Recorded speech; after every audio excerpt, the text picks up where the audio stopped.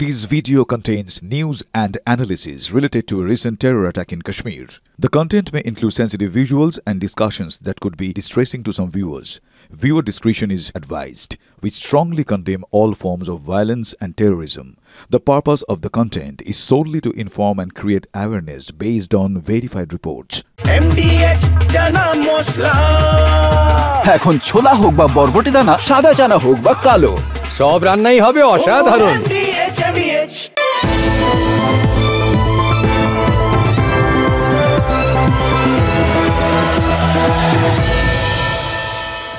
তালিবান জমানার আগে আফগান হাসান ছুটত ঘুড়ির পেছনে। এই 2025-এ পাকিস্তান দৌড়চ্ছে ভারতের ড্রোন খুঁজতে। অপারেশন সিঁদুর আপাতত স্থগিত আছে, কিন্তু যে কদিন ভারত প্রত্যাঘাত করেছে তাতে পাকিস্তানের অন্তত 9টা জঙ্গি ঘাঁটি আর 11টা সামরিক পরিকাঠামো ক্ষতিগ্রস্ত হয়েছে। সেই সব ভাঙাচোরা এয়ারবেস আর জঙ্গি শিবিরের আশপাশ থেকে এখনও ভারতীয় ড্রোনের টুকরো খুঁজছে পাকিস্তানিরা। ভারতের হাতে মার খাওয়া স্মৃতিচিহ্নগুলোকে নিয়ে যাচ্ছে কাঁধে করে।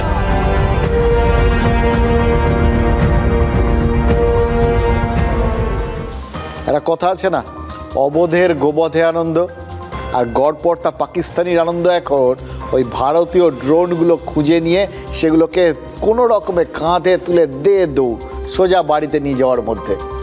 পাকিস্তানের এয়ার ডিফেন্স সিস্টেম যে চূড়ান্ত ব্যর্থ হয়েছে, এই ড্রোনগুলো যে সেই ব্যর্থতার একদম জলজ্যান্ত প্রমাণ। পাকিস্তানি সেনা ভারতের ড্রোন মিসাইল আটকানোর ব্যর্থ চেষ্টা করে করে যে ক্লান্ত হয়ে গেছে, সেগুলো এদের কারোর মাথাতেই নেই। পাকিস্তানের আওয়াম মানে সাধারণ মানুষ দেশের পরাজয়ের চিহ্ন সংগ্রহে কোনো ক্লান্তি দেখাচ্ছে না।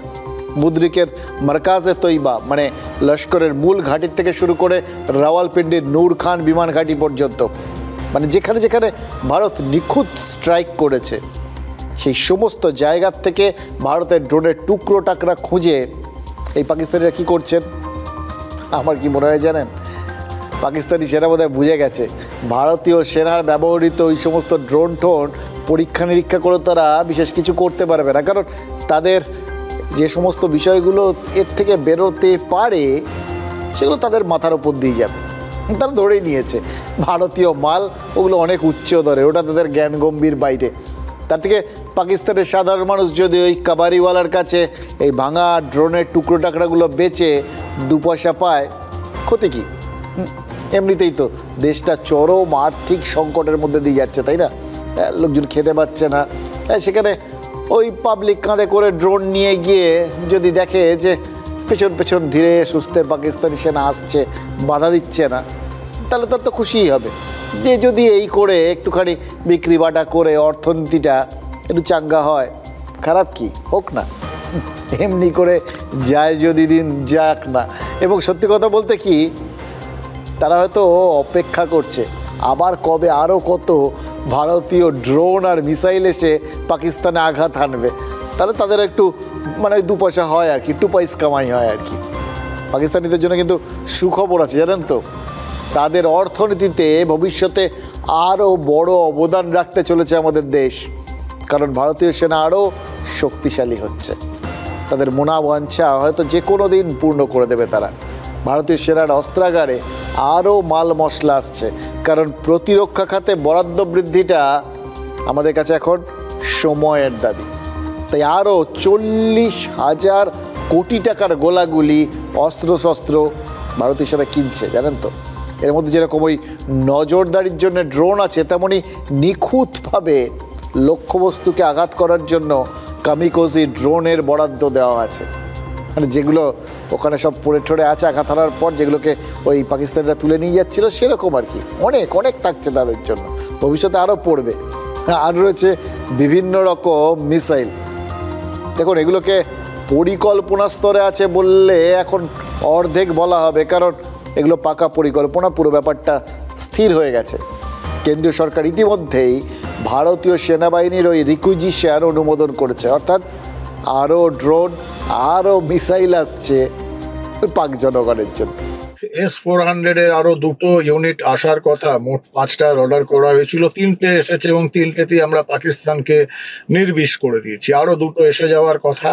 তার সঙ্গে ব্রহ্মস, আকাশ, ভার্গবাস্ত্র, এগুলো কত তাড়াতাড়ি ভারতের সমরাস্ত্রের যে ভান্ডার সেটাকে আরো পরিপূর্ণ করে সেটাই দেখার। এবং আমরা নিশ্চিত ভবিষ্যতেও ভারতবর্ষ নিজের রাষ্ট্রীয় সুরক্ষা সঠিকভাবেই বজায় রাখতে পারবে, এতে কোনো সন্দেহ নেই। বিশেষজ্ঞরা বলছেন, আমরাও বুঝতে পারছি, এই সমস্ত অস্ত্রশস্ত্র ভারতীয় সেনা কিনছে মানে ওই ফুলদালির মতো সাজিয়ে রাখবে বলে তো কিনছে না।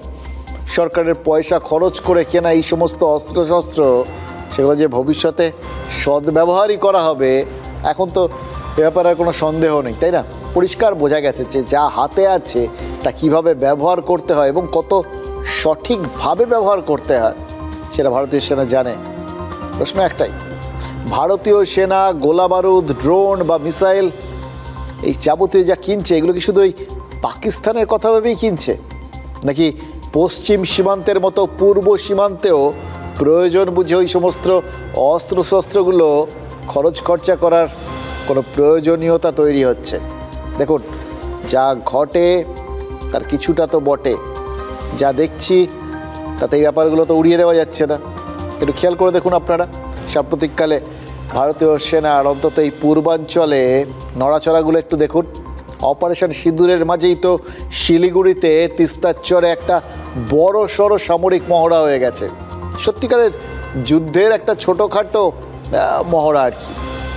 তিস্তা প্রহার নামে সেই সামরিক মহড়ায় সেনাবাহিনীর ইস্টার্ন কমান্ড এই যে গাম ঝরালো, সেটা কি পাকিস্তানের কথা ভেবে, নাকি শিলিগুড়ি করিডোরে সেনার প্রস্তুতির পেছনে রয়েছে শিলিগুড়ি করিডোরের সুরক্ষা এবং আশপাশে যে দেশগুলো আছে তাদের নাম মাথায়? বা খেয়াল করে দেখুন, শিলিগুড়ি প্রহার, প্রহার ব্যাপারটা যখন থাকে তখন বুঝতে হবে আত্মরক্ষা বিষয়টা শুধু নেই, উচিত শিক্ষা দেওয়ার ব্যাপারটাও আছে। আমাদের চারপাশটা একবার ভেবে দেখুন, এই শিলিগুড়ি করিডোরের চারপাশটা, সেখানে তো এরকম কড়া মনোভাবই দরকার। পশ্চিমে বাংলাদেশ, পূর্বে নেপাল, আর মাঝখানে আমাদের শিলিগুড়ি, মাটিগাড়া, নকশালবাড়ি, চোপড়া আর ইসলামপুরের একাংশ। এবার সরু এক ফালি এই ভূখণ্ডের নাম শিলিগুড়ি করিডোর।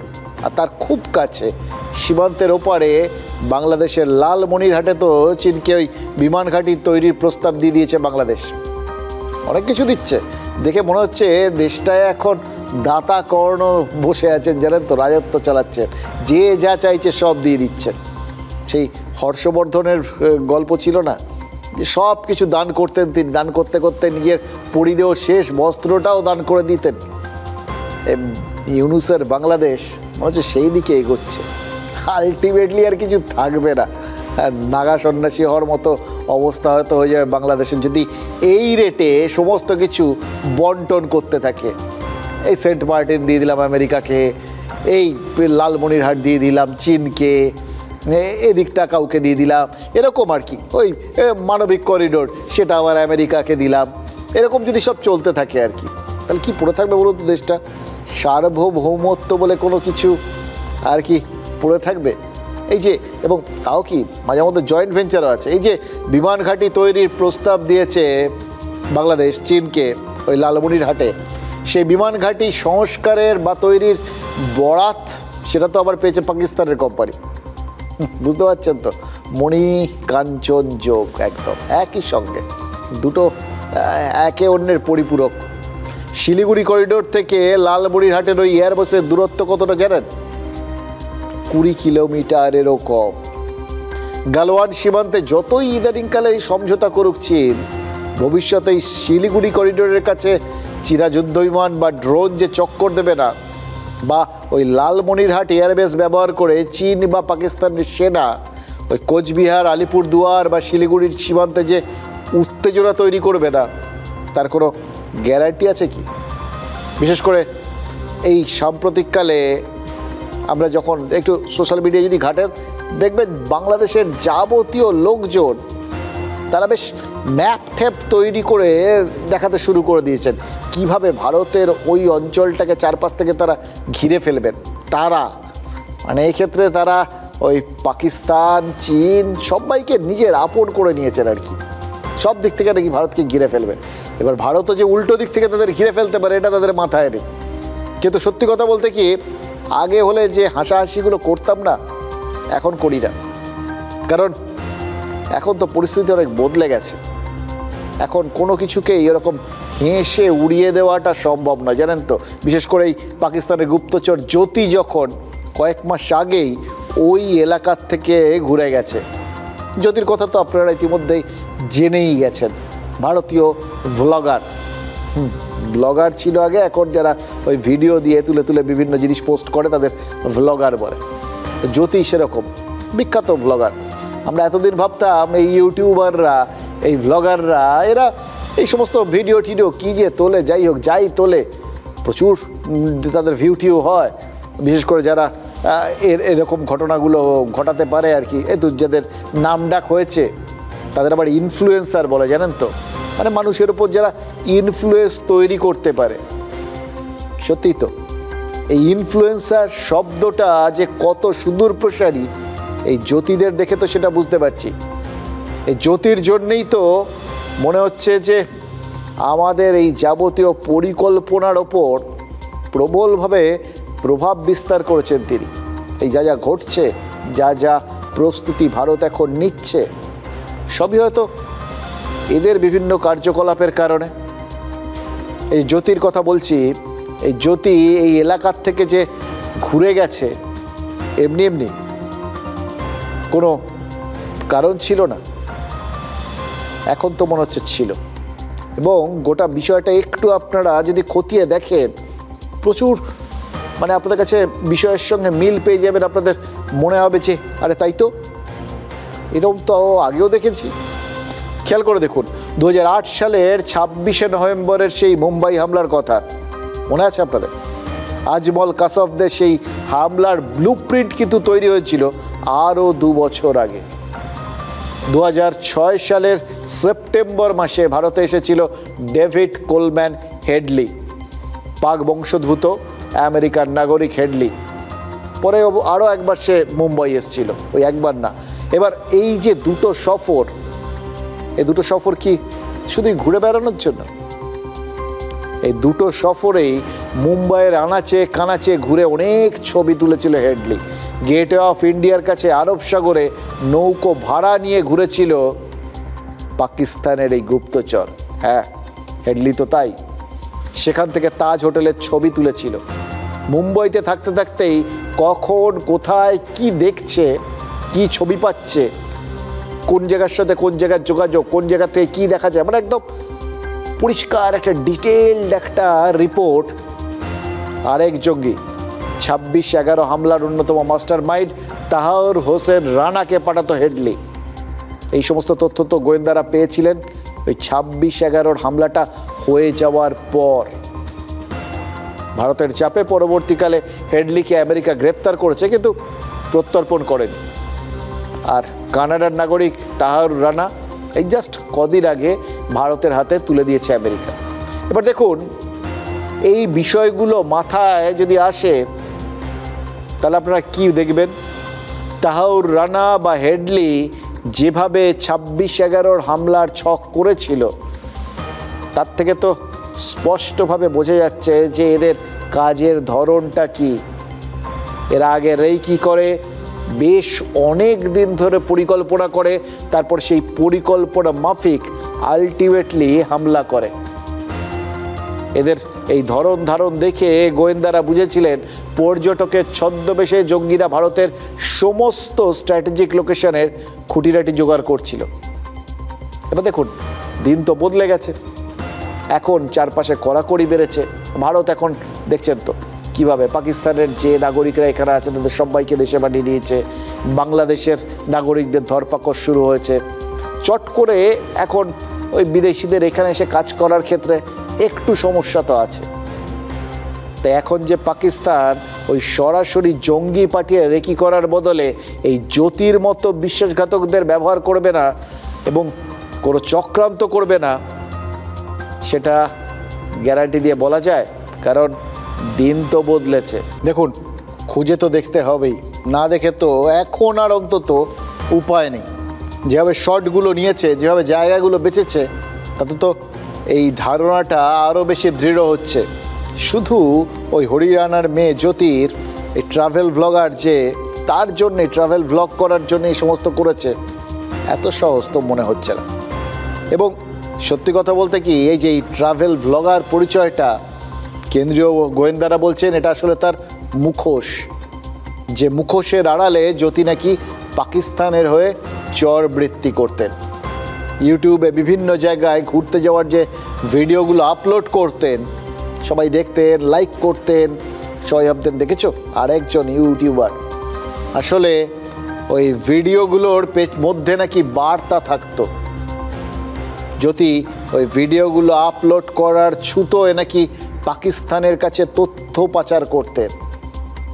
দিল্লিতে পাক দূতাবাসে মাঝে মধ্যেই জ্যোতির ডাক পড়তো, জানেন তো, বিভিন্ন অনুষ্ঠানে তাকে নেমন্তন্ন করা হতো এবং সেখানেই নাকি পাকিস্তানের গুপ্তচর সংস্থা ISI এর সঙ্গে তার পরিচয়, সেখানকার লোকজনের সঙ্গে তার ঘনিষ্ঠতা, এমনকি চীনের কয়েকজন প্রতিনিধির সঙ্গেও নাকি জ্যোতি গোপনে দেখা করতো বলে গোয়েন্দারা জানতে পেরেছেন। ভাবা যায় একই অঙ্গে কত রূপ, এবং কত রূপ এই জন্যে বলছি, একদিকে পাকিস্তান আর একদিকে চীন, বাকি কি রইল? ভারতের জন্য তো ডেডলি কম্বিনেশন, একদম লেডি মাতাহারি। সত্যি কথা বলতে কি, গোয়েন্দারা কি জানতে পেরেছেন জানেন? দিল্লির পাক দূতাবাসের কর্মী দানিশের সঙ্গে ঘনিষ্ঠতার জেরেই 2023 সালে জ্যোতি পাকিস্তান ঘুরে এসছেন। আজকের দিনেও পাকিস্তানে যাওয়াটা বেশ কঠিন যে কোনো ভারতীয় পক্ষে। এখন জানা যাচ্ছে জ্যোতি সেটা করতে পেরেছিলেন ওই পাকিস্তানিদের সঙ্গে যোগসাযোগে। এমনকি জ্যোতি যখন ইন্দোনেশিয়া গেছিলেন, তখন তার সঙ্গী ছিলেন ওই পাক গোয়েন্দা সংস্থার এক কর্মী। অসাধারণ, কিন্তু একদম পুরো থ্রিলারের মতো গোটা ব্যাপারটা। সেই ইউটিউবার গত 11 মাসে যখন দুবার এই রাজ্যে এসছেন, দুবার এসছেন। খেয়াল করে দেখুন, হেডলিও কিন্তু মুম্বাইতে দুবার এসেছিলেন, এবং এসছেন তো এসছেন শিলিগুড়ি করিডোরের মতো এবং ব্যারাকপুরের মতো, মানে যে জায়গাগুলোর সঙ্গে একটা সামরিক যোগাযোগ আছে, সেই সমস্ত জায়গায় গেছে। এবার তো চিন্তা হওয়াটা স্বাভাবিক, তাই না? উড়িয়ে তো দিতে পারবেন না। পাকিস্তানের গুপ্তচর জ্যোতি কি করতে ঘন ঘন বাংলা এসেছিলেন, কি করতে শিলিগুড়ি চষে ফেললেন, কি জন্য শিলিগুড়ির ওই জয়গা, শিলিগুড়ির ওই বিভিন্ন এয়ারবেসের জায়গা বা করোনেশন ব্রিজ, এরকম গুরুত্বপূর্ণ জায়গাগুলোকে বেছে বেছে ছবি বা ভিডিও তুললেন। কেন শিয়ালদার মতো গুরুত্বপূর্ণ রেল স্টেশনে গিয়ে সেখানে কখন কি ভিড় থাকে সেগুলোকে দেখলেন। ব্যারাকপুরের সেনা ক্যান্টনমেন্টে ঘোরাঘুরি করলেন। সব শুদ্ধ ভ্লগ তৈরির জন্য, নাকি ওই ভ্লগ তৈরির আড়ালে ওই সমস্ত গুরুত্বপূর্ণ জায়গার যাবতীয় তথ্য তালাশ করলেন? পুরোটা করে গেছেন। এই সমস্ত গুরুত্বপূর্ণ তথ্য যে জ্যোতি পাকিস্তানের হাতেই পাচার করেননি, পাকিস্তানের হাত ঘুরে সেই সমস্ত তথ্য যে চীনের কাছে যায়নি, অথবা তিনি নিজেই তো চীনাদের সঙ্গেও ঘনিষ্ঠ ছিলেন, ফলে একই সঙ্গে এটা চীন আর পাকিস্তানে পাঠাননি, তাই বা কে বলতে পারে। এবং এক মনে একটা সময়ে জ্যোতি এই সমস্ত কাজ করেছেন যখন বাংলাদেশ পুরোটাই মৌলবাদীদের কবজায় চলে গেছে, আমাদের চারপাশে একটা অস্থির পরিস্থিতির সৃষ্টি হয়েছে। দেখুন, বাংলার চারপাশে যেখানটা পাকিস্তানিদের চিরের একটা জায়গা রয়েছে অবশ্যই, কিন্তু পাকিস্তানিদের সেখানে যদি কোথাও দাঁত নখ বসাতে হয় একটা মাধ্যম লাগবে। সেখানে তো এখন তাদের এই সাম্প্রতিককালের যে অস্থিরতা, যেভাবে বাংলাদেশটা মৌলবাদীদের কবজায় যেদিন থেকে চলে গেল, সেদিন থেকে বাংলাদেশ তো পাকিস্তানের হাত হয়ে উঠেছে। এক নখ, এক দাঁত বার করে তারা ভারতে বিদ্বেষের হাওয়া ছড়িয়ে দিতে চাইছে। দেখুন, যখন গত 4 দিনে আমরা বিভিন্ন রকম ঘটনার কথা শুনছি ওপার বাংলায়, হ্যাঁ, বাংলা বললেই তো আমরা এখনও এপার বাংলা ওপার বাংলা বলি, একটা কোথাও যোগসূত্র খুঁজি। বিশেষ করুন, ওই যোগসূত্র কেটে গেছে।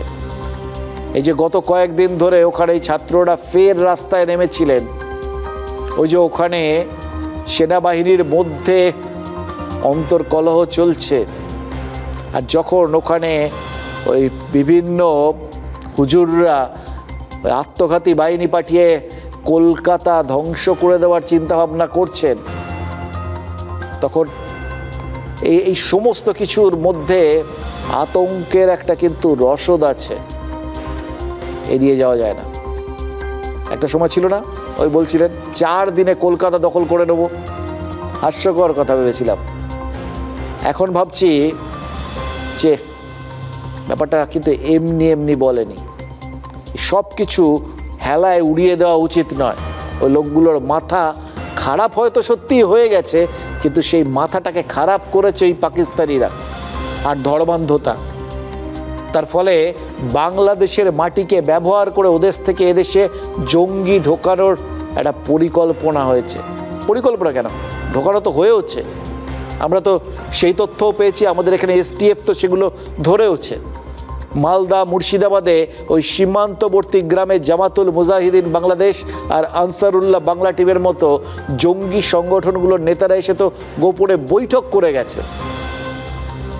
ঠিক যেভাবে পাকিস্তান থেকে বাংলাদেশে গিয়ে জঙ্গি শিবির করে এসছে হামাসের শীর্ষ কর্তারা, ওয়ার্কশপ করা হয় না, এই জঙ্গিগিরির ওয়ার্কশপ এগুলো, আর সেইখান থেকে শিখে ট্রেনিংগুলো কমপ্লিট করে ওখান থেকে ট্রেনাররা আবার এদেশে এসে এ রাজ্যের বিভিন্ন জায়গায় জঙ্গি রিক্রুটমেন্ট করেছে, তাদের আবার ট্রেনিং দিয়েছে এই বাংলাদেশি জঙ্গি সংগঠনের সদস্যরা। কদিন আগে বীরভূমের নলহাটিতে 2 JMB সদস্য ধরা পড়েছিল, আপনাদের মনে আছে, যাদের লোন উলফ হিসেবে তৈরি করা হচ্ছিল বলে গোয়েন্দারা জানতে পেরেছেন। আপনাদের বলেছিলাম লোন উলফ, যারা একা একা কাজ করে, এতে সুবিধা অনেক, একজনকে ধরলেও তার সঙ্গে আর কে রিলেটেড সেটা খুঁজে পাওয়া যায় না, একসঙ্গে গোটা দলটা ধরা পড়ে যাওয়ার কোনো সম্ভাবনা থাকে না। এদের হচ্ছে সব থেকে বিপজ্জনক হচ্ছে এরা যে পরিস্থিতি যখন এতটাই স্পর্শকাতর, এতটাই সিরিয়াস, তখন জ্যোতির মতো পাকিস্তানের গুপ্তচর এরা যে আসা, এখানে ওখানে ঘুরে বেড়ানো, এসব নিয়ে রাজনীতি হবে না তা কি হয়? রাজনীতির তো এটাই সুবর্ণ সুযোগ, বলে না, দশচক্রে ভগবান ভূত হন, আর চরচক্রে রাজনীতি ভবিষ্যৎ তো খুঁজতেই পারে। যে ভবিষ্যৎ ঠিক হবে ওই 2026-এর ভোট বাক্সে। गुजरात, महाराष्ट्र में, हरियाणा, दिल्ली में जितना भी रोहिंग्या मुसलमान था उसको निकाल दिया और BSF ने उसको उसका हालत जैसे करना चाहिए था कर दिया, सब घुसा दिया अंदर। ये बंगाल में वोट बैंक का पॉलिटिक्स चल रहा है, इसलिए जो डे बिफोर यस्टरडे अरेस्ट हुआ उसको इमाम भत्ता मिल रहा है, वो मद्रासा का टीचर है। Bengal is not safe. Mamata Banerjee का तुष्टीकरण का राजनीति से बंगाल सेफ नहीं है। সে তো সারা ভারতবর্ষে সব জায়গাতেই ঘুরেছে, তার সঙ্গে বেছে বেছে ওয়েস্ট বেঙ্গলে এসছি, কথাটার মানে কি? আর কোন কোন জায়গায় আছে সেগুলো জোরে বলুন। কোথায় থাকতেন? বাড়ি কোন রাজ্যে ছিল? দিল্লিতে কবার গেছেন? বিজেপি শাসিত রাজ্যগুলোতে কবার গেছেন? তো বেছে বেছে পশ্চিমবঙ্গের নাম আসছে কেন? ঠিকই বলেছেন কুণাল ঘোষ। জানেন তো, উনি যেখানে যেখানে গেছিলেন নিশ্চিতভাবেই এখন তো বোঝা যাচ্ছে কোনো না কোনোভাবে চরবৃত্তির উদ্দেশ্যেই গেছেন। যেখানেই গেছেন জাতীয় স্বার্থ বিঘ্নিত করার স্বার্থেই গেছেন, দেশের ক্ষতি করতেই গেছেন, এটা এখন পরিষ্কার। কিন্তু এ রাজ্যটা দেশের বাইরে নাকি? অন্য জায়গার ক্ষতি হলে সেটা ক্ষতি, আমাদের এখানে ক্ষতি হলে সেটা ক্ষতি নয়। তাহলে এখানটা আমরা ভুলবো কী করে? এখানেও তো মানুষজন থাকেন, এখানে তো আমরা আছি, এ দেশটা আমাদের, এ রাজ্যটাও আমাদের। আমরা না হয় আমাদের এলাকাটা নিয়ে ভাবি, তারপর তো ওখানে কী হলো সেটা ভাববো, তাই না? ফলে এখানে অন্য জায়গায় গেছেন বলে এখানে উনি কি করে গেছেন, এই যে সম্ভাবনাগুলো দেখা যাচ্ছে, এগুলোকে জাস্ট উড়িয়ে দেবো।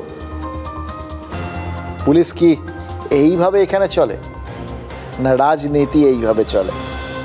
সেটা যদি চলে তাহলে বলতে হবে রাজনীতির কাছে দেশ, রাজনীতির কাছে রাজ্য এবং রাজনীতির কাছে রাজ্যবাসী দেশবাসীর কোনো মূল্যই নেই। দেখুন, পহেলগাঁও হামলার পর যে রাজনীতির স্বার্থ সাময়িকভাবে ভুলে বসেছিলেন এই রাজনীতিকরা, অপারেশন সিঁদুর আর ভারতীয় সেনার প্রত্যাঘাতের সময় যে রাজনীতির ঊর্ধ্বে উঠেছিলেন সব মোটামুটি রাজনৈতিক দলের নেতাই, দেখেছি তো আমরা সেটা।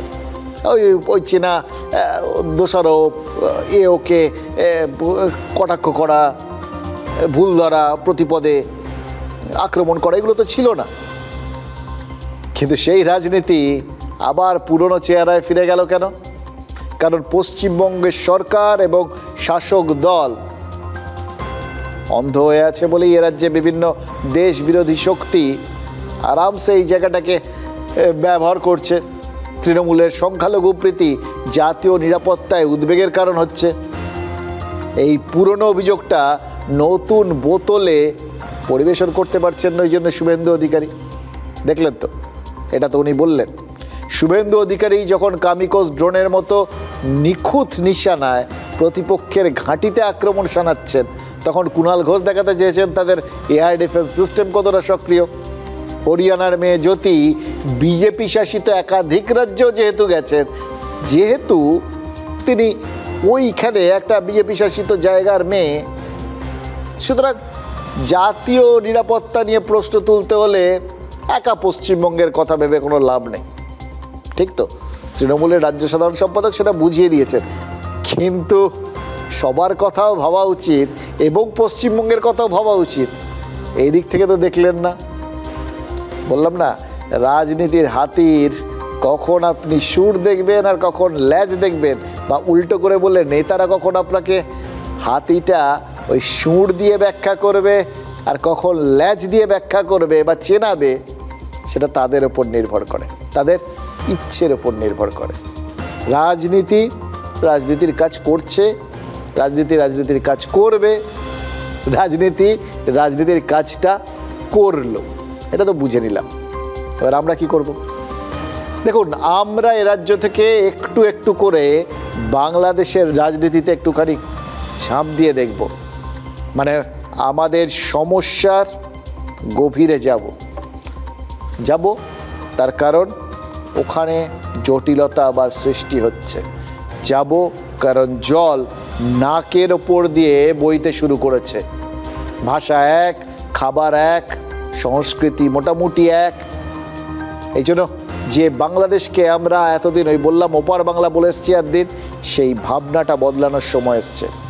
কারণ বাংলাদেশ বদলে গেছে, এটা এই সহজ সত্য। আর বদলে যাওয়া এই বাংলাদেশ নিয়ে, আর এই বদলে যাওয়া আমাদের পারিপার্শ্বিক নিয়ে, যার জন্য আমাদের আজকে দুশ্চিন্তায় থাকতে হচ্ছে। তাই কিছু কথা বলতেই হবে, জানেন তো, যে কথাগুলো আজকে এই মুহূর্তে অন্তত না বললেই নয়।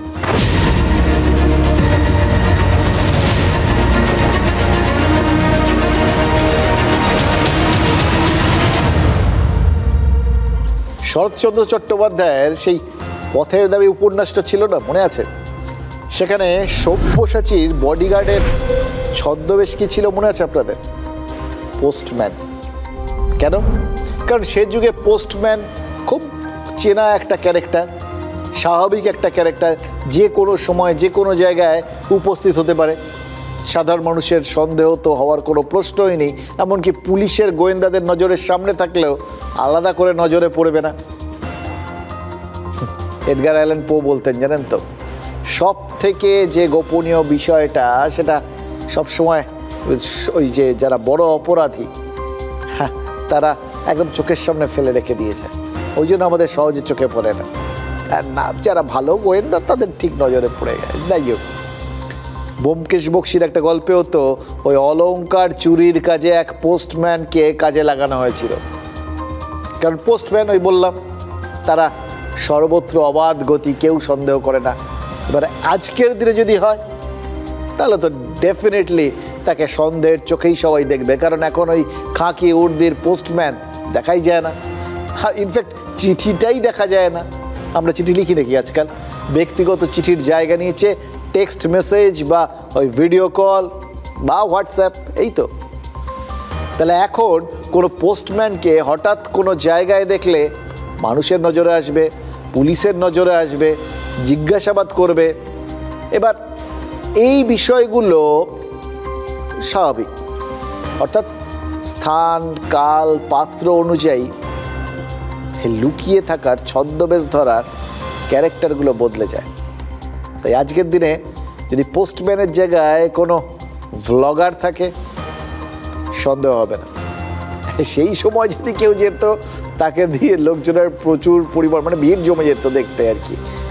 কিন্তু আজকের দিনে ওই পোস্টম্যানকে দেখলে ভিড় জমবে, ভ্লগার থাকলে লোকে ঠিক আছে কোনো ব্যাপার না, যেখানে সেখানে ডাইনে বাই চারপাশে ভ্লগারের তো ছড়াছড়ি। আজকাল একটা কথা আছে জানেন তো, বিডিই, মানে এগুলো খুব আজকাল যারা এই সমস্ত অনলাইন নিয়ে চর্চা করেন, এখন নতুন নতুন শব্দ তৈরি হচ্ছে, এটা তার মধ্যে একটা। পিডি মানে হচ্ছে পাবলিক ডিসপ্লে অফ ইমোশন। আজকাল লোকে ভালোবাসে, ওই দেখবেন বিভিন্ন সোশ্যাল মিডিয়ায় রাগ করে, দুঃখ হয়, কান্নাকাটি করে, হাসে, সব হচ্ছে সোশ্যাল মিডিয়ায়। আর সেগুলোর আরও ভালো করে একটা নতুনতম তাদের মাধ্যম হয়ে দাঁড়ায় এই ভ্লগাররা। লোকে এখন দেখেও সারাক্ষণ, ছোট ছোট হয় সারাক্ষণ দেখছে। এবার এই ভ্লগাররা দেখবেন এরা না মানে সর্বত্র অবারিত দ্বারের জন্য, এবং মানে অবারিত দ্বার না থাকলেও এরা দরজা খুলে নেন যে কোনো জায়গায়। হঠাৎ দেখবেন হয়তো ওই পাতাল রেলের মধ্যে, আমাদের মেট্রো রেলের মধ্যে হঠাৎ কেউ একটা নাচতে শুরু করলেন, অথবা কোনো একটা পাবলিক স্পেসে কেউ একটা কিছু একটা বলতে শুরু করলেন, কেউ গান গাইতে শুরু করলেন। নাচানাচিটা তো যেখানে সেখানে চলছেই আর কি, তুর্কি নাচন ছেড়ে দিচ্ছে। আর তারপর সেই ভিডিওগুলো সোশ্যাল মিডিয়ায় দিব্যি রমরম করে চলছে, সাধারণ মানুষ দেখছে। এবার মজাটা হচ্ছে এই ছদ্মবেশটা যদি কোনো গুপ্তচর নেয়, তার প্রত্যেকটা মুভ, তার প্রত্যেকটা ছবি, তার প্রত্যেকটা ভিডিওর ডিটেলস, তার হয়তো তার হাত পা নাড়া, এগুলো প্রত্যেকটার মধ্যেই কোনো না কোনো বার্তা ওই দেশের শত্রুদের জন্য থাকছে। চোখের সামনে চরবৃত্তি হবে, অথচ আপনি বুঝতে পারবেন না। এই জ্যোতিরানী মালহোত্রা আর বাকিরা যেটা করছে, পাকিস্তান যেভাবে তাদের কাজে লাগিয়েছে, খুব অবাক হব না যদি কয়েকদিন পরে প্রশাসনের তরফে পোস্টার পড়ে যায়, ভ্লগার হইতে সাবধান। আমরা পশ্চিমবঙ্গের বাসিন্দা যারা, তাদের কিন্তু আরও বেশি করে সাবধান হওয়ার প্রয়োজন এসছে। কারণ আমি বললাম গত 54 বছর ধরে আমাদের এই দরজাটাই তো হাট খোলা ছিল। কবে আর আমরা আমাদের এই নিরাপত্তা নিয়ে খুব বেশি সতর্ক হয়েছি? শিলিগুড়ি করিডোর বা চিকেন স্নেকের মতো গুরুত্বপূর্ণ এলাকা আমাদের রাজ্যে রয়েছে, কিন্তু আমরা কি খুব সতর্ক? আমাদের মাথায় ছিল সেটা, এই জায়গাটা খুব স্পর্শকাতর। আমরা ভেবেছি আমাদের খুব শান্তিপূর্ণ এলাকায় থাকি, আমাদের রাজ্যটার মতো রাজ্য হয় না, ওই বিভিন্ন জায়গায় বিভিন্ন কিছু হয়, আমাদের এখানে সব কিছু হয় না। হতে কতক্ষণ? আমাদের যদি ধারণা হয় যে আমাদের রাজ্য নিয়ে কোথাও কোনো আন্তর্জাতিক ষড়যন্ত্র হচ্ছে না বা হবে না, সেটা একান্তই আমাদের ভুল ধারণা। বাংলাদেশের মৌলবাদী গোষ্ঠী সালতানাত এ বাংলা নামে একটা মানচিত্র প্রকাশ করেছে, জানেন তো? হাসবেন না, তার কারণ হচ্ছে আর সত্যি বিষয়গুলো হেসে উড়িয়ে দেওয়ার মতো পর্যায়ে নেই। এই সালতানাতে বাংলার মানচিত্রে বাংলা, বিহার, ওড়িশার উত্তর পূর্বাঞ্চলকে গ্রেটার বাংলাদেশের মধ্যে দেখানো হয়েছে। এবার এই যে সালতানাতে বাংলা, এটা হচ্ছে ওই মিনিয়েচার ভার্সন অফ গজওয়াতুল হিন্দ, মানে বৃহত্তর হিন্দুস্তানকে নিয়ে এটা বৃহত্তর একটা সাম্রাজ্য তৈরি, দিল্লি ফিল্লি অব্দি দখল করে নেবে, এরকম একটা মোটামুটি প্ল্যান করে ফেলেছে আর কি। এবার এগুলো কাদের পরিকল্পনা বুঝতেই পারছেন, এগুলো মৌলবাদী গোষ্ঠীগুলোর পরিকল্পনা। এই মৌলবাদী গোষ্ঠীগুলোকে কারা সাহায্য করে, চলে কি করে? আর্থিক সাহায্য করে তুরস্কের একটা এনজিও। আবার তুরস্ক, সেই তুরস্ক যারা পাকিস্তানকে ড্রোন সাপ্লাই করে, তারাই এই মৌলবাদী গোষ্ঠীগুলোকে এনজিওর মাধ্যমে অর্থ সাহায্য করে। এবার এই অর্থ কোত্থেকে পায় এনজিওগুলো? সেই শিকড়টাও নিশ্চয়ই কেন্দ্রীয় গোয়েন্দারা খুঁজছেন, জানেন তো? কিন্তু আমাদের একটা সহজ সরল সত্য স্বীকার করে নিতেই হবে, আমাদের রাজ্য নিয়েও আন্তর্জাতিক হিসেব নিকেশ শুরু হয়ে গেছে, আর চোখ বুজে থাকার সময় নেই। পাকিস্তান, বাংলাদেশ, তুরস্ক আর আজারবাইজানের অশুভ আঁতাত তার আসল রূপ প্রকাশ করে ফেলেছে। নখ দাঁত বার করে আমাদের ওপর ঝাঁপিয়ে পড়ার জাস্ট প্রহর গুনছে। দেখুন, বিষয়টা এখানে আপনি যদি এই তুরস্কর কথা যদি বলেন, আপনারা সবাই জানেন যে হচ্ছে বাংলাদেশে কক্সবাজার, যেখানে রোহিঙ্গাদের ক্যাম্প আছে। আমি নিজেও আমার পিএইচডির কাজ করার সময় আমি গেছিলাম। রোহিঙ্গা নিয়েও কিন্তু হাসিনার সাথে ইউরোপিয়ানদের কিন্তু অনেক বিতর্ক ছিল। হাসিনা গভর্নমেন্ট রোহিঙ্গাকে সরাতে চাইছিল, কিন্তু যে এত এনজিও ছিল এবং এত পেয়েছিল, তারা কিন্তু চাইতো না যে এখান থেকে রোহিঙ্গাকে সরানো। তুরস্ক বলুন, মালয়েশিয়া বলুন, এরা কিন্তু সব কিন্তু মানে আপনার বড় বড় স্টেক ছিল কিন্তু রোহিঙ্গাকে নিয়ে। জানুয়ারিতে বাংলাদেশ গেছিলেন পাক গুপ্তচর সংস্থা ISI এর চিফ আসিম মালিক। লালমনিরহাটে চীনা বায়ুসেনা ঘাঁটির বুদ্ধিটা বানানোর ব্যাপারটা সম্ভবত পাকিস্তানি বাংলাদেশকে দিয়েছে। তার মানে পাকিস্তান তখনই জানতো তাদের বায়ুসেনার দৌড় কতটা। ওখানটায় তাদের যে আলটিমেটলি চীনের ওপরে নির্ভর করতে হবে, চীনকে যে সঙ্গে লাগবে, সেটা তারা পরিষ্কার বুঝে গেছিল। পাকিস্তানি বায়ুসেনা যদি ঘাঁটি ওখানে বানাতে পারে, তাহলে ভারত অনায়াসে তার ড্রোন দিয়ে ধ্বংস করে দেবে, এটা তারা বুঝে গেছে। যেরকম পাকিস্তানে করেছে, ওই শুনলেন তো 11টা মিলিটারি এস্টাবলিশমেন্টকে ভারত জাস্ট শুইয়ে দিয়েছে। তাই জন্য এখানে কি করতে চাইছে তারা? চীনকে জুড়ে রাখতে চাইছে। এবার চীনকে জুড়ে রাখার সুবিধে কি? ভারত সমস্যায় পড়া। ভারত কি করবে এক্ষেত্রে? সামরিক সমাধান একটা পথ হতে পারে, কিন্তু সেটা তো একদম শেষ অস্ত্র। ভারত সচরাচর তো কোথাও আগে আক্রমণ করে না, ভারত আক্রান্ত হলে তারপর প্রত্যাঘাত করে। কিন্তু তার আগে ভারত কি করবে? বাংলাদেশকে আস্তে আস্তে তার অবস্থাটা বুঝিয়ে দেবে, যাতে ওই বাংলাদেশের অবস্থানগত সুবিধাটা পাকিস্তান বা চীন না পায়। সে কাজ শুরু হয়ে গেছে। মৌলবাদীদের প্রচারে বাংলাদেশের মানুষ একটা সহজ সত্যি ভুলে গেছেন। ভৌগোলিকভাবে বাংলাদেশের পরিস্থিতি এবং অবস্থিতি পাকিস্তানের থেকেও ভঙ্গুর, কারণ বাংলাদেশের 3 দিক ভারত দিয়ে ঘেরা।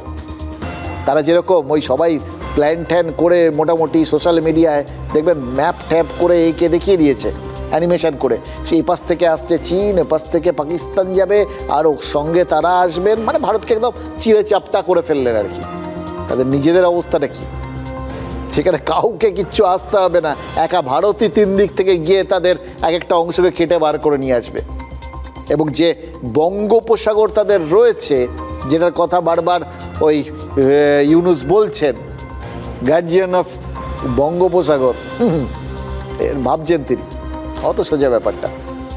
সেখানেও তো ভারতীয় নৌসেনাই ঘাঁটি গেড়ে বসে আছে। ভারতীয় নৌসেনার চাপে পাকিস্তানের নৌসেনা তা করাচি বন্দর থেকে বেরোতে পারছে না। বাংলাদেশ কি করবে? দেখুন, আবার বলছি, ভারত সাম্রাজ্যবাদী শক্তি নয়, তাই বাংলাদেশের এতদিন মনে হয়নি তারা অবরুদ্ধ। এই যে সহজ সত্যিগুলো, তাদের চারপাশে শুধু ভারত, তাদের বেঁচে থাকার মানে যাবতীয় যে সম্ভাবনা, সেটা ভারতের ওপর ডিপেন্ড করে, এটাই তারা এতদিন ধরে ভাবেননি। তার কারণ ভারতের সাম্রাজ্যবাদী মানসিকতা নেই। এটা আগে বুঝিয়ে দিলে, সঠিক সময় শিক্ষা দিলে অবশ্য হয়তো তাদের সঠিক বিষয়টা মনে থাকতো। দেওয়া হয়নি তো, যা হয় আদরে আদরে বাঁদর হয় বলে না, তাই হয়েছে। ভৌগোলিক শক্তিটা এবার বুঝছে তারা, এইবার বুঝছে, কারণ ভারত এখন তাদের একটু হালকা হালকা করে বাস্তবটা বোঝাতে শুরু করেছে। প্রথম ধাপ কি? বাংলাদেশের ট্রান্সশিপমেন্ট বন্ধ করে দিয়েছে ভারত। মানে কি? মানে ভারতের স্থলবন্দর দিয়ে কোনো কিচ্ছু তারা এদেশে ঢোকাতে দেবে না। এতদিন ধরে কি করতো বাংলাদেশ? ভারতের এই ভেতরে তারা ওই বিভিন্ন স্থলপথে তাদের যে মেন, যেটার জন্য তারা গোটা বিশ্বে তাদের একটা বাজার রয়েছে, রেডিমেড গার্মেন্টস, সুতির কাপড়, এই সমস্তগুলো তারা ভারতের মধ্যে এনে সেখান থেকে তারা ইউরোপ আর আমেরিকা আর বিভিন্ন জায়গায় পাঠাতো। সেটা জাস্ট বন্ধ করে দেওয়া হয়েছে। তাতে এখন পর্যন্ত বাংলাদেশের কি হয়েছে জানেন? 2000 কোটি টাকারও বেশি ক্ষতি হয়েছে। এবার এটা আমাদের দেশের পরিপ্রেক্ষিতে দেখবেন না, আমাদের দেশের পরিপ্রেক্ষিতে অবশ্যই খুব বড় অঙ্ক, কিন্তু বাংলাদেশের কাছে এটার পরিমাণটা বিরাট। তারপরেও উত্তর পূর্বাঞ্চল নিয়ে টানা উস্কানিমূলক বক্তব্য রেখে যাচ্ছিলেন বাংলাদেশের অন্তর্বর্তীকালীন সরকারের প্রধান উপদেষ্টা এই মোহাম্মদ ইউনূস। এবার ভারত বাংলাদেশ থেকে আমদানি করাটাই বন্ধ করে দিল।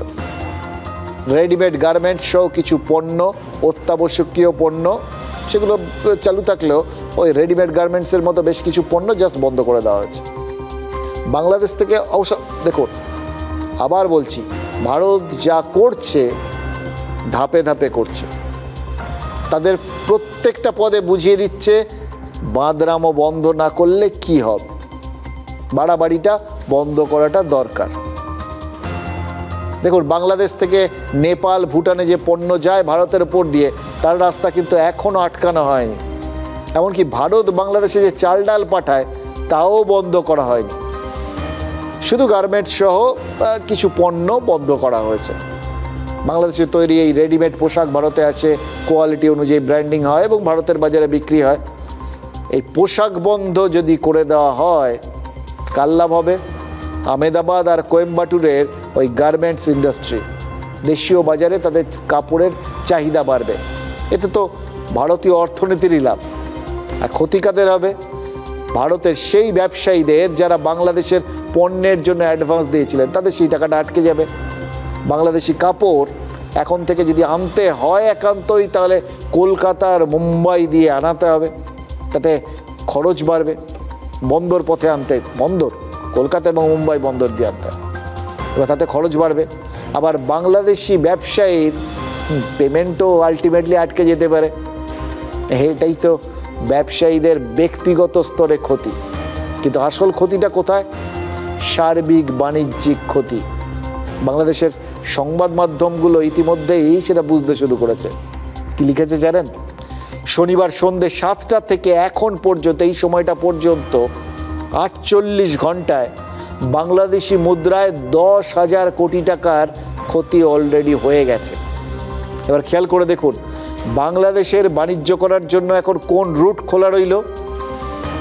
শুধুমাত্র চট্টগ্রাম বন্দর। বাংলাদেশে আর কোনো বন্দর নেই। ভারতের একটা বন্দরে জাহাজ খালাস হতে সময় লাগে 1 সপ্তাহ, চট্টগ্রামে লাগে 2 সপ্তাহের বেশি সময়। তার মানে ব্যবসা আরও অর্ধেক হয়ে গেল। ইউনূস তো চট্টগ্রামেরই ছেলে, তাই না? তারপর অর্থনীতিবিদ, ব্যবসার হিসেব নিকেশ নিশ্চয়ই ভালোই বোঝেন। তাই জন্য তিনি কী করেছেন জানেন? এই সুযোগে ওই চট্টগ্রাম বন্দরও বিদেশিদের হাতে তুলে দেওয়ার ব্যবস্থা জাস্ট পাকা করে ফেলেছেন। মানে দেশ বেঁচে যায়, বেঁচে যাক, তার কিচ্ছু এসে যায় না। নিজের আখের গোছাতে পারলেই তিনি খুশি। শনিবার সন্ধে 7টা বাংলাদেশের নির্দিষ্ট কিছু পণ্যের জন্য স্থলবন্দরগুলি সম্পূর্ণ বন্ধ করে দেয় ভারত। সেই তালিকায় রয়েছে বাংলাদেশে তৈরি পোশাক, প্রক্রিয়াজাত খাবার, প্লাস্টিকের পণ্য, কাঠের আসবাবপত্র এবং রঙের মতো জিনিস। তবে এলপিজি, ভোজ্য তেল ও মাছের মতো পণ্য আমদানিতে নিষেধাজ্ঞা ছিল না। এক নিষেধাজ্ঞাতেই বাংলাদেশি পণ্যের ট্রাকগুলি সারি দিয়ে সীমান্তগুলিতে আটকে পড়ে। বাংলাদেশ লাগোয়া যে সমস্ত সীমান্তগুলো আছে, প্রত্যেকটা ল্যান্ডপোর্ট থেকে গার্মেন্টস গুড আসা সম্পূর্ণ বন্ধ করে দেওয়া হয়েছে। শুধুমাত্র কলকাতা বন্দর এবং নবশুকা বন্দরে তারা পাঠাতে পারবে গার্মেন্টস গুড। এর ফলে এখন যে বিষয় দাঁড়িয়েছে, গতকাল সন্ধ্যাবেলা যখন এই নোটিফিকেশান আসে, এই নির্দেশিকা আসার সাথে সাথে দেখা যায় যে একটি মাত্র গাড়ি 50%-এর বেশি এগিয়েছিল বলে এই বন্দর থেকে তারা গ্রহণ করে। বাকি 36টা লোডেড গাড়ি গার্মেন্টস গুডের, যেগুলো বাংলাদেশে রয়েছে, প্রায় 6 কোটি টাকা মূল্যের এই গার্মেন্টস গুড, সেগুলো ওখানে রয়েছে। আলাদা বাংলাদেশের জন্ম দিয়েছেন আমাদের দেশের রাষ্ট্রনায়করা। তার জন্যে প্রচুর রক্তক্ষরণ হয়েছে, আমাদের বহু মানুষ শহীদ হয়েছে। আমার শোনা মতে আমাদের দেশের মানুষ মাইলো খেয়ে তাদেরকে বাঁচিয়েছে। এখন সেটা তাদের কাছে ইতিহাস। বাংলাদেশের অ্যাক্টিভিটিস আমরা গত আগস্ট মাসের পর থেকে খুব ভালো অ্যাক্টিভিটিস দেখতে পাচ্ছি না। বিশেষ করে আমাদের এই কাজের ক্ষেত্রে তাদের ভূমিকা খুবই খারাপ।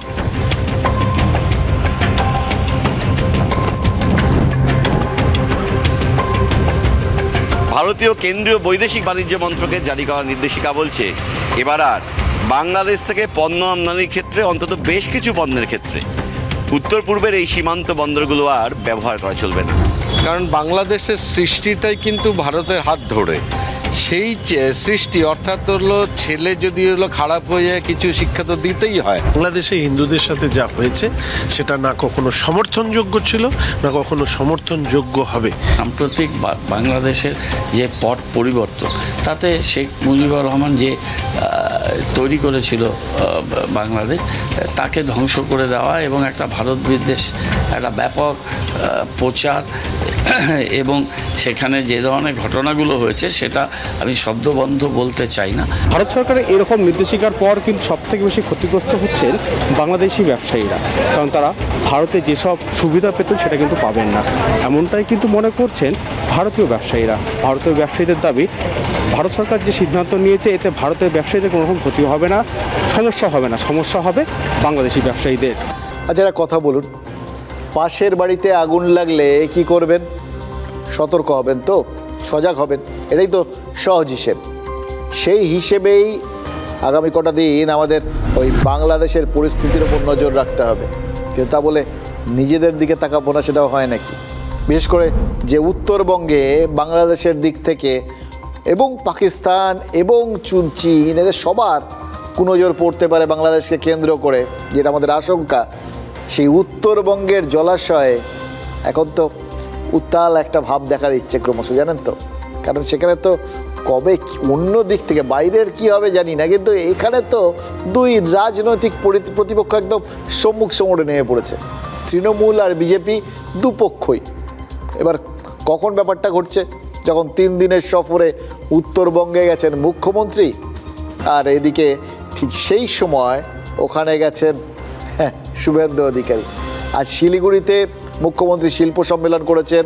শুধুমাত্র যে লগ্নি চেয়েছেন মুখ্যমন্ত্রী তা নয়, শিল্পপতিদের যাবতীয় সমস্যার সমাধানের আশ্বাস দিয়েছেন। এবার এগুলো করছেন কেন? এই যে বারবার তিনি উত্তরবঙ্গে গেলেন, তার কারণ কি? কারণ তিনি জানেন যে 2019-এ উত্তরবঙ্গে বিজেপি যে অকল্পনীয় ফলাফল করেছিল, সেই ম্যাজিক 2024-এর লোকসভা ভোটে কিছুটা হলেও ফিকে হয়েছে। উত্তরবঙ্গে এখন 6টা লোকসভা বিজেপির দখলে, আর তৃণমূলের কাছে আছে কোচবিহার, আর মালদা দক্ষিণ রয়েছে কংগ্রেসের দখলে। মানে লোকসভা ভোটের ফলাফলের নিরিখে বিধানসভাগতভাবে বিজেপির সঙ্গে সমানে এখন টক্কর দিচ্ছে তৃণমূল। উত্তরবঙ্গের 24টা বিধানসভায় যদি বিজেপি এগিয়ে থাকে, তাহলে 21টা বিধানসভায় এগিয়ে রয়েছে তৃণমূল। কংগ্রেসের অ্যাডভান্টেজ রয়েছে 4টা বিধানসভা এলাকায়। মানে এ তো গেল খাতায় কলমে হিসেব, কিন্তু ইঙ্গিত আছে, একটা সম্ভাবনা আছে। সেই সম্ভাবনার চাষ করতে উত্তরবঙ্গে গেছেন মুখ্যমন্ত্রী। দেখুন, এর মধ্যে আরও একটা ফাটল ধরা দিয়েছে বিজেপিতে। বিজেপি ছেড়ে তৃণমূলে যোগ দিয়েছেন জন বার্লা, আর তার দলবদলের পর উত্তরবঙ্গ চা বলয়ের সমীকরণটাকে জাস্ট বদলে দেওয়ার স্বপ্ন দেখছে তৃণমূল। মনোজ টিগ্গার মতো নেতাকে ব্যবহার করে যে ভোট ব্যাংক বিজেপি দখল রেখেছে সেই 2019 থেকে, সেই চা বলয়ের ভোটে জন বার্লার সাংগঠনিক ক্ষমতাটাকে এবার কাজে লাগাতে চায় তৃণমূল। লোকসভা ভোটে জন বার্লাকে বসিয়ে মনোজ টিগ্গাকে টিকিট দিয়েছিল বিজেপি। এবার টিগ্গা জিতেছেন, কিন্তু তিনি যে কেন্দ্রের বিধায়ক ছিলেন সেই মাদারিহাটে তো বিজেপির তরি ডুবেছে। মাদারিহাট উপনির্বাচনে তৃণমূল জেতার পরেই অনেকেই বলেছিলেন জন বার্লাই আসলে নেপথ্যের কারিগর। যে রাজবংশী ভোট এতদিন বিজেপির দিকে ছিল, সেই ভোট ভাগ করেছেন আলিপুরদুয়ারের প্রাক্তন সাংসদ। একথা বলেছিলেন উত্তরবঙ্গের অনেক নেতাই। মানে বার্লা যে বিজেপি হয়েও তৃণমূলের হয়ে কাজ করেছেন, এটা বিজেপির একটা অংশই স্বীকার করতে বাধ্য হয়েছিলেন। এখন কিন্তু আর সেই চর বৃত্তির সম্ভাবনা নেই, কারণ পাকাপাকিভাবে বার্লা তৃণমূলে চলে গেছেন। ফলে বিজেপির এমনিতে নিশ্চিন্ত হওয়ার কথা যে তাদের ভেতরে আর ট্রোজান হর্স কেউ রইল না, কিন্তু তৃণমূল যে তাদের ঘোড়াকে নিয়ে ভোটে জিততে চাইছে এটা পরিষ্কার। তাদের যে ঘোড়াকে তারা বাতিল বলে ঘোষণা করে দিয়েছিলেন, এবার সেও কি তখন সেটা প্রমাণ করতে চাইবে না যে সেটা ঠিক কাজ হয়নি? এবার দেখুন, বার্লা দল ছাড়ার পরেই টার্গেট করেছেন কাকে? শুভেন্দু অধিকারীকে। আর সেই জন্যই কি উত্তরবঙ্গে ছুটে গেলেন শুভেন্দু অধিকারী, মুখ্যমন্ত্রীর সাথে একবারে হেড অন টক করে নেমে পড়লেন একই সঙ্গে। আজ বিরোধী দল নেতা জলপাইগুড়ির বানারহাটে তিরঙ্গা যাত্রা করেছেন, অপারেশন সিঁদুরের সাফল্য সেলিব্রেট করেছেন। আগামী পরশু তিনি শিলিগুড়ি যাবেন, সেখানে তার কর্মসূচি রয়েছে। আজ যে শিলিগুড়ির থেকে মুখ্যমন্ত্রীর সফর শুরু হয়েছে, বুধবার সেখানেই তিরঙ্গা যাত্রা করবেন শুভেন্দু অধিকারী। এবার দুই হেভিওয়েটের মধ্যে কার দিকে ঝুঁকবে রাজ্যের উত্তর, সে নির্ভর করছে কে কার ঘাঁটিতে কতটা নিখুঁত আঘাত হানবেন তার ওপর। আপাতত উত্তরবঙ্গে রাজনীতির ক্রস ফায়ার চলবে, ওখানে সিজ ফায়ার করার কথা কেউ এখন জাস্ট ভাবতেও পারছেন। हम कोई काम पेंडिंग करके नहीं रखते हैं। हमारा जिंदगी में मेरे को सिखाया, पेंडिंग गया तो गया, एंडिंग हो गया। पेंडिंग का मतलब होता है एंडिंग। আপনি লিখে রাখুন, উত্তরবঙ্গে এই চোপড়া ছাড়া, যেহেতু এখানে মুসলমান ভোট বেশি, আর একটা সিট সিতাইতে কিছুটা লড়তে পারে, আর একটা সিটও তৃণমূল কংগ্রেস পাবে না। দেখুন, উত্তরবঙ্গ যখন রাজ্যের প্রধান দুই রাজনৈতিক শক্তির পাখির চোখ, তখন আরেক দলের চোখ কোথায়? তাদের চোখ তাদের চাকরিতে। 105 ঘন্টা পেরিয়ে গেল, সল্টলেকে বিকাশ ভবনের সামনে এখনও পড়ে রয়েছেন চাকরিহারারা। পুলিশ আর নতুন করে কোনো বলপ্রয়োগ করেনি, চাকরিহারারাও আর নতুন করে ঘেরাও করেননি। কোনো কিছু করার না করার মধ্যে না অনেক অঙ্ক থাকে, জানেন তো। অঙ্কগুলো কখনো মেলে, কখনো বা অমীমাংসিতই থাকে। আমরা জাস্ট অঙ্কগুলো একটু খুঁটিয়ে প্র্যাকটিস করতে পারি, যত প্র্যাকটিস তত বুঝতে সুবিধে। একমাত্র practice makes the man perfect, এটা আমরা জানি। কঠিন জিনিসও সহজ হয়ে যায়, জানেন তো। ছোটোবেলায় সেই মাস্টারমশাইরা বলতেন না, মন দিয়ে অঙ্ক কর, মন দিয়ে অঙ্ক কর, অঙ্ক পারলে সব হবে। আজ গুরুত্বটা বুঝতে পারছি। বাংলার প্রত্যেকটা অঙ্কে মন দেওয়াটা মাস্ট। মন মানে কি? মানবিকতা। বৃহস্পতিবার বিকাশ ভবন ঘেরাওয়ের প্রথম দিনটা ছিল অঙ্ক কষার দিন। অঙ্ক কষার আসল কাজটা শুরু তখন থেকেই। সেদিন দুপুরে সব্যসাচী দত্তের অনুগামীরা মানবিকতার অঙ্কে রাস্তা ক্লিয়ার করতে গেছিলেন, আপনাদের মনে আছে। পুলিশও মানবিকতার খাতিরে সব্যসাচী দত্তের অনুগামীদের গ্রেফতার করেনি। তার আগে পুলিশ আরেকটা মানবিকতার কাজ করেছিল, কি বলুন তো? ওই চাকরিহারারা যখন গেট ভেঙেছিলেন, ছবিতেই স্পষ্ট ছিল একজন পুলিশও বাধা দেয়নি। পুলিশ এই যে দর্শক সেজে দাঁড়িয়েছিল, সেটাও তার মানে মানবিকতার খাতিরেই। এবার ভালো করে খেয়াল করে দেখুন, রাতে বিকাশ ভবনের কর্মীদের আটকানোর পরে ওই একই মানে ওই সেম মানবিকতার খাতিরেই তো পুলিশ দর্শক থেকে খেলোয়াড়ের ভূমিকায় অবতীর্ণ হয়েছিল। মানে বুঝতে পারছেন, মন দিয়ে মানবিকতার অঙ্কটা বুঝতেই হবে। একই মানবিকতার কত রূপ, একই অঙ্গে অনেক রূপের মতো। এই চাকরিহারারা মানবিক আর মারমুখী প্রশাসনের দুই ভূমিকাই দেখে ফেলেছে এবং দেখে কনফিউজড হয়েছে, কখন মানবিক কখন মারমুখী বুঝে উঠতে পারছে না, টোটাল কনফিউশন। এবার পরের ধাপ মামলা। এইখানে হতো তিনি মেলালেন। অঙ্ক মেলাতে আপাতত দুটো ধাপ স্পষ্ট হয়েছে। প্রথম ধাপে রয়েছে মামলা করে আন্দোলনকারীদের গ্রেফতার, আর দ্বিতীয় ধাপে চাকরিহারাদের সঙ্গে থাকা পরিজনরা, তাদের টার্গেট করা। এই দ্বিতীয় ধাপে ময়দানে নেমেছে শিশু কমিশন। তারাও সেই নেমেছে কিন্তু ওই মানবিকতার খাতিরেই। এক এক করে আসবো। আগে প্রথম ধাপে 17 জন শিক্ষকের বিরুদ্ধে বিধাননগর উত্তর থানায় মামলা রুজু হয়েছে, কয়েকজনকে থানাতে তলবও করা হয়েছে, আর পাল্টা আদালতে গেছেন চাকরিহারারাও। এবার আদালতে আসা যাওয়াটা ওটা তো সরকারের কাছে এখন ডেলি প্যাসেঞ্জারই হয়ে গেছে। কত গেলেন ও নিয়ে ঘাবড়ান না কেউ। কিন্তু 4 দিন পেরিয়ে গেছে, আন্দোলন উঠছে না। মামলা না এই আন্দোলন, কোনটা সরকারের কাছে কঠিন প্রতিপক্ষ বলুন তো? ডেফিনেটলি আন্দোলনটা পছন্দ করে না সরকার। তাই প্রথম সহজ রাস্তা যেটা সেটাই বেছে নেওয়া হয়েছে। লাঠি বা লাথি এটা কিন্তু প্রথম সহজ পাঠ, ওটায় লাভ হয়নি। তাই পথ থেকে হাঁটাতে হামলার পর মামলার পথ নেওয়া হয়েছে, কারণ পাল্টা মামলাটা এই চাকরিহারাদের সামলানো কঠিন। আজ মুখ্যমন্ত্রী মমতা বন্দ্যোপাধ্যায় আর অভিষেক বন্দ্যোপাধ্যায় দুজনেই আন্দোলন নিয়ে মুখ খুলেছেন, জানেন তো।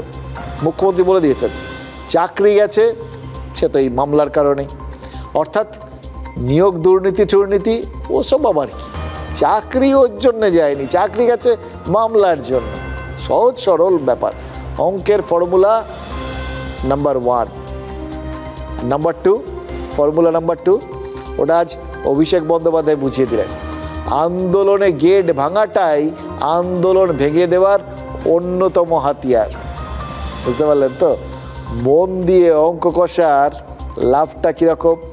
মন, মানবিক, অঙ্ক, এগুলো মনে রাখবেন, দেখবেন সব জলের মতো আপনার সামনে পরিষ্কার হয়ে যাবে। জবরদস্তি গেট ভেঙে দেওয়া হচ্ছে। আন্দোলন কখনো উগ্র হয় না, আন্দোলন কখনো হিংস্র হয় না। কাউকে আটকে রাখা জোর করে যায় না, রাস্তা অবরোধ করে মানুষের ক্ষতি করা যায় না, এটা কারো কাজ নয়। কিছুভাবে গেট ভেঙে জোর জবরদস্তি বল প্রয়োগ করে সেটা হলে আন্দোলনের যে সারমর্ম বা যে এসেন্সটা সেটা কোথাও হারিয়ে যায়। যে 19,000 জনের জীবন নষ্ট হয়ে যাচ্ছে এটা বেশি ধ্বংসাত্মক, নাকি একটা গেট অতিক্রম করে যাওয়া হয়েছে সেটা বেশি ধ্বংসাত্মক? কোনটা বেশি ধ্বংসাত্মক? যারা উস্কাচ্ছে তারাই কিন্তু মামলাটা করেছে ওদের বিরুদ্ধে, চাকরিগুলো কিন্তু আমাদের জন্য যায়নি। আর সরকারের ইন্টেন্ট পরিষ্কার করেছে। আমরা রিভিউ পিটিশন ফাইল করেছি সুপ্রিম কোর্টে, ম্যাটার সাব জুডিস, এবং এতে বাইরের লোকেরা আছে। টিচারের সংখ্যা কম, বাইরের লোকের সংখ্যা বেশি। বহিরাগত অবশ্যই আছে, আমাদেরই পরিবারের লোকজন সেই বহিরাগত, আমাদের বাবা মা, আমাদের আত্মীয় স্বজন যারা আমাদের এই অবস্থা দেখে তারা এসছে। মিডিয়া থেকে যেটা বুঝতে পারি যে ওরা বলছেন যে প্রিন্সিপাল যেটা মোদ্দা কথা, যে ওরা পরীক্ষা দিতে চান না, সসম্মানে স্কুলে ফিরতে চান। এই চিঠিতে প্রায় 2,500 থেকে 3,000 শিক্ষক তারা জানাচ্ছেন যে তারা সরকারের সঙ্গে সর্বতোভাবে সহযোগিতা করে চলতে চান। অর্থাৎ যারা ওখানে বসে আছেন তারা একটা অচলাবস্থা করার জন্যই বসে আছেন, কিন্তু সেটা কাঙ্ক্ষিত নয়। মানে 2,500 থেকে 3,000 ইচ্ছুক, বিরাট সংখ্যক। কিন্তু শিক্ষামন্ত্রীর কথা অনুযায়ী অনিচ্ছুক কতজন? তার মানে মোটামুটি 16,000। তার মানে অনিচ্ছুকের সংখ্যা ইচ্ছুকের 5 গুণেরও বেশি। সরকার 5 গুণ বেশি অনিচ্ছুককে রাজনীতির প্রতিপক্ষ ভাবছে। 16,000 অনিচ্ছুকের বদলে 3,000 ইচ্ছুকের গুরুত্বকেই তাই গুরুত্ব দিচ্ছে, তাই না? ইচ্ছুকের কথাই এই গুরুত্ব পাবে, এটাই তো স্বাভাবিক। সংখ্যাগুরুর চেয়ে সংখ্যালঘুকে সাপোর্ট করা হচ্ছে। ভাবুন, এটা শুনে আবার ভাববেন না যে এটা ধর্মের নিরিখে করা হচ্ছে। আমি জাস্ট ওই শিক্ষামন্ত্রী হিসেব ধরে সংখ্যার কথা ভাবছি। 16,000-এর চেয়ে 3,000-এর বেশি। অঙ্কের এরকম দশা হলে সিঙ্গুরের জমি আন্দোলনটাই কিন্তু প্রশ্নের মুখে পড়ে যাবে, এটাও কিন্তু মনে রাখবেন। ইচ্ছুক অনিচ্ছুক সব কিরকম গুলিয়ে যাচ্ছে না, অঙ্ক মিলেও মিলছে না। তবে রাজনীতির অঙ্ক মিলছে, জানেন তো, ধীরে ধীরে মিলছে, কারণ ওটায় রাজনীতির সুবিধে। বলছিলাম না, অঙ্কের দ্বিতীয় ধাপেও মানবিকতা আছে। একটু আগেই বলছিলাম ওই শিশু কমিশনের কথা। 1927 সালে স্বাধীনতা আন্দোলনে একটা দুর্দান্ত স্লোগান উঠেছিল, সাইমন কমিশন গো ব্যাক। স্বাধীনতা আন্দোলনকে উজ্জীবিত করেছিল সেই স্লোগান। গো ব্যাক স্লোগানটা সেখান থেকেই কিন্তু রাজনীতিতে থেকে গেছে আর কি। আজকাল এক দল আরেক দলকে তাই জন্যে সারাক্ষণ গো ব্যাক বলে আর কি, কেউ ওয়েলকাম জানায় না। কিন্তু ওয়েলকাম না জানালেও কেউ ঠিক সময়ে এসে যায়। যেমন আমাদের শিশু সুরক্ষা কমিশন, কেউ ডাকেননি কিন্তু বিকাশ ভবনে ছুটে এসছে কমিশন, স্বতঃপ্রণোদিত হয়ে এসছে। ওই বিক্ষোভস্থলে উদয়ন পণ্ডিতের পাঠশালা খোলা হয়েছে না, নামটা প্রতীকী, কিন্তু হলে কী হবে, নামটা তো ভয়ঙ্কর। ওই নামের মধ্যে দিয়েই তো সরকারের শোষণ আর দুর্নীতি তুলে ধরা হয়েছে।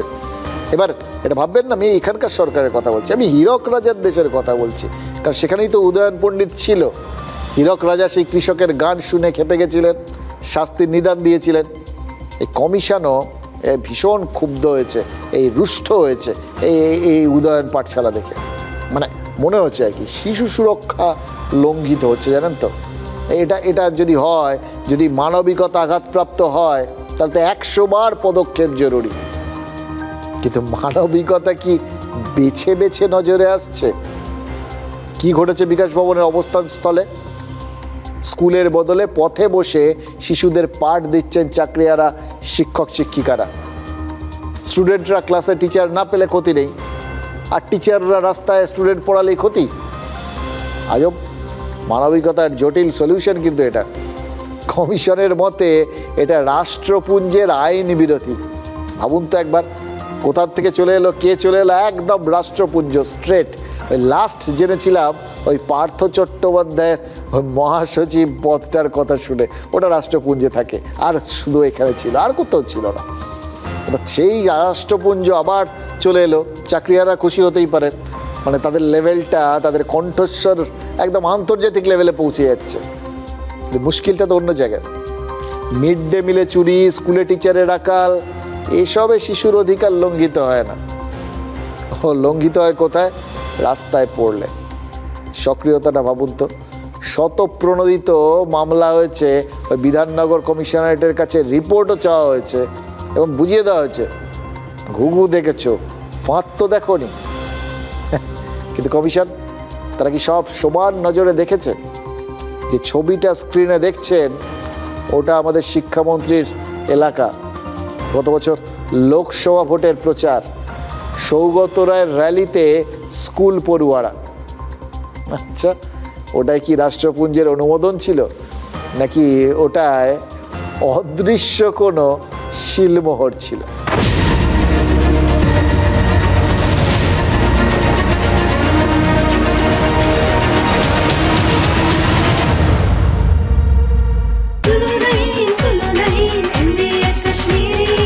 আরে কম দে কিন্তু খাঁটি দে।